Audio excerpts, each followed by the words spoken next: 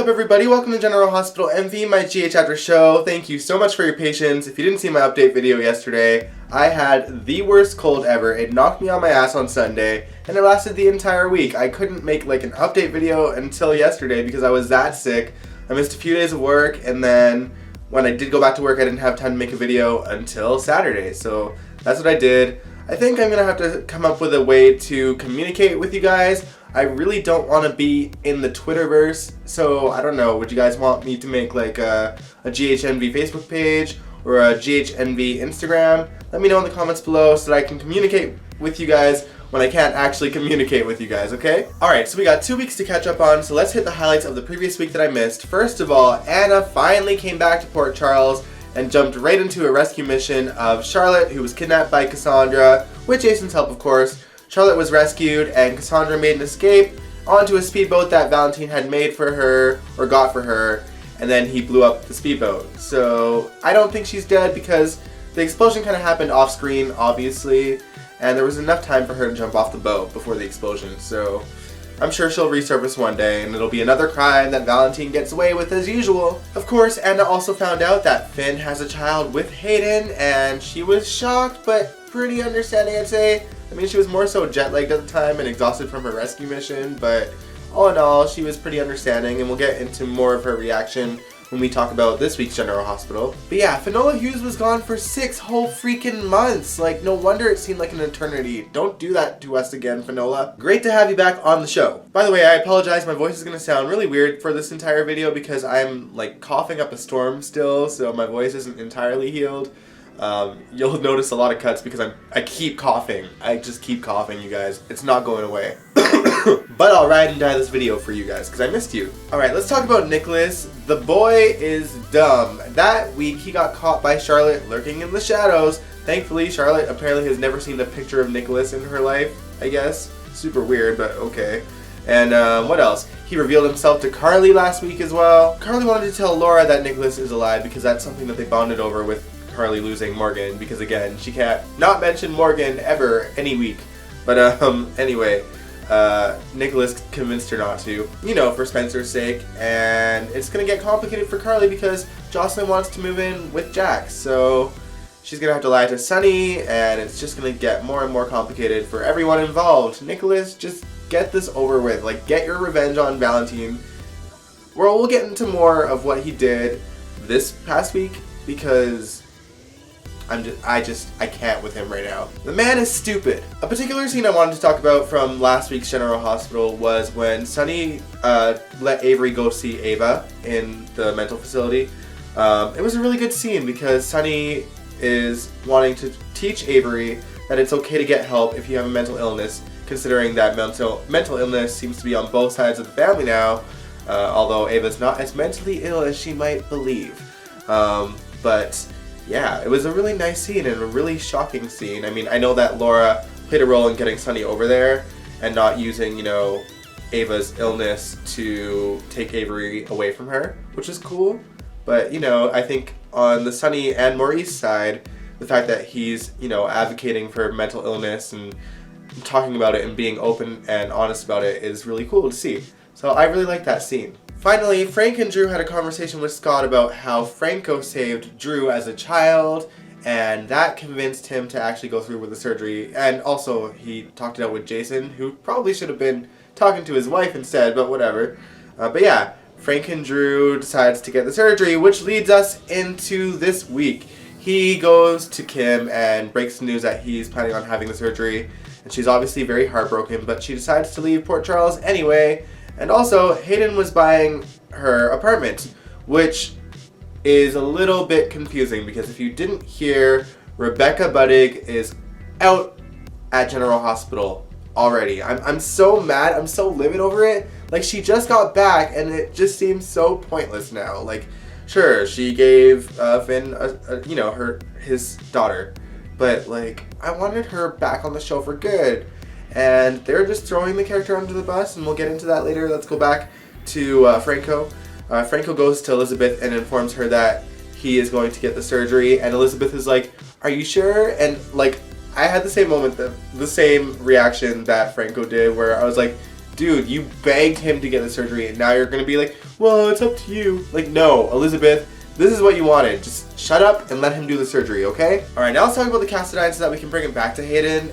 Basically, Ava informed Valentin that Jax and Hayden were also looking for the painting that she has that she will not give him. And Valentin decides to call Hayden over and offers her $250,000 to give the reasons why everyone is after this painting. And she was gonna go for it, which, you know, it just blows my mind that Hayden would just throw Spencer under the bus for a quick buck. Like, that makes me mad. They're throwing the character under the bus. It just makes me so frustrated. But anyway, Nikolas overheard the conversation and he called Hayden, so he obviously has a plan, and I'm sure this is going to lead to her exit in some way. But man, it just irritates me. Why are the writers doing her dirty like this? I mean, even earlier in the week when she had a conversation with Anna about her intentions towards Finn and Violet, she just was coming off as really unlikable, and I don't even want to talk about it anymore because it makes me so sad, like, that we're just losing Hayden and just making her a really bad character again. This is what y'all did to her last time. By the way, in case you're wondering how Nikolas overheard Hayden and Valentin's conversation, it's because he was sneaking around in Windermere, and not very well, because Charlotte caught him and he had to come up with a stupid lie that is obviously gonna only be kept a secret for a little bit, because I'm sure at some point Charlotte will figure out that it's Nikolas, and she's not gonna lie to her dad for very long. So, way to go, Nikolas. Way to go. You know, I really thought that Nikolas would actually take Valentin down, but he's being so stupid that Valentin is probably gonna win again. But at least we have confirmation that Nina is playing Valentin.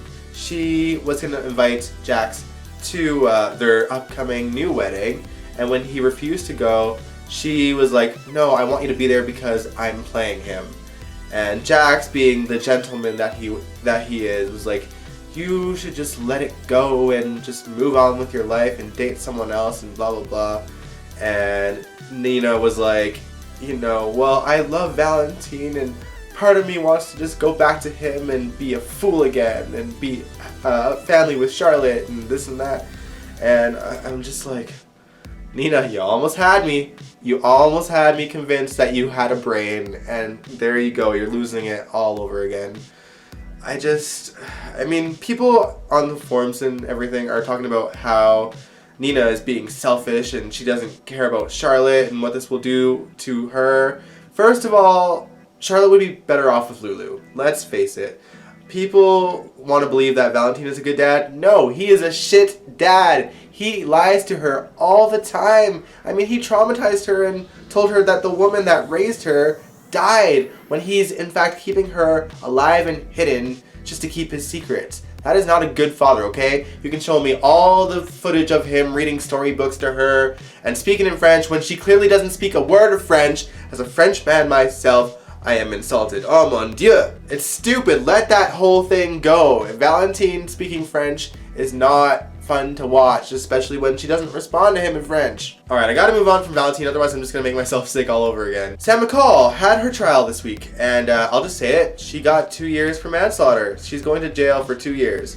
And it doesn't surprise me because it's just like, let's drag out this storyline indefinitely. And honestly, it wouldn't even surprise me in the slightest if she actually has those 2 years in prison on the show. Like, she'll probably just do the 2 years. By the way, how do we feel about the conversation Carly and Jason had about Jason being Scout's father? I'm not gonna take the bait on that. You guys can tell me what you think in the comments below. But anyway, Jason had to inform Danny about Sam going to prison, which was really sad. Actually, I feel like Danny, or the kid that plays him, is a really good actor. I know that a lot of people didn't like when he was recasted, but this guy is such a good actor. He pulled on my heartstrings. Anyway, sorry guys. Jason and Danny decide together that Danny and Scout should stay at the Quartermain house, which is pretty much no different from when Sam is out of prison anyway. Like, they're always there, so whatever. Speaking of the Quartermains, Brook Lynn is back in town with a new face. Does anybody know if the current actress that plays her sings? Because that's kind of half of Brook Lynn's thing, and if she doesn't, then what's the point in bringing her back, you know? I think she sounds the part. She actually sounds a lot like Adrienne Leon that played the role. So that's cool. I'm okay with her, but if the singing isn't there, then I'm mad about it, you know? Anyway, Brook Lynn seemed to hear a lot of a conversation between Brad and Julian about Wiley and, you know, Michael and Lucas. And it's hard to pinpoint how much she heard, but if she heard all of it, then she's gonna go to Sonny with this news ASAP, you know? Because that's her Uncle Sonny. And also, she used to date Lucas back when he was in the closet, so she kind of cares about him. I feel like she'll feel obligated to tell him the truth too. I sure hope so anyway. This secret needs to come out now because this is ridiculous. It has been way too long that this secret has been held, given the amount of people that already know the truth. Anyway, at this point, Lucas is so over Brad's lies that if Brook Lynn does go to him and just says this, he'll believe it instantly, and he'll just probably like clog Brad in the face and divorce his ass.